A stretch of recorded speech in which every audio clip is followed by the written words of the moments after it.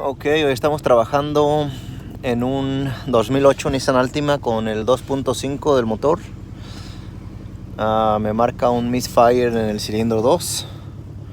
Y miren, aquí les muestro cómo se puede solucionar esto bien rápido y fácil.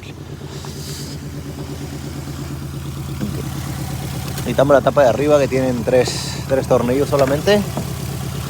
Estoy haciendo los tornillos. El cilindro 2 está localizado de izquierda a derecha, es la segunda, que sería este. Y vemos con un pequeño test cómo se soluciona. Mira, aquí no tenemos ningún tipo de cambio. Si quitamos el cilindro 1, el carro empieza a fallar más. Entonces mi diagnóstico es que su bobina de la segunda bobina no está sirviendo. La vamos a reemplazar y todo quedará listo. Gracias.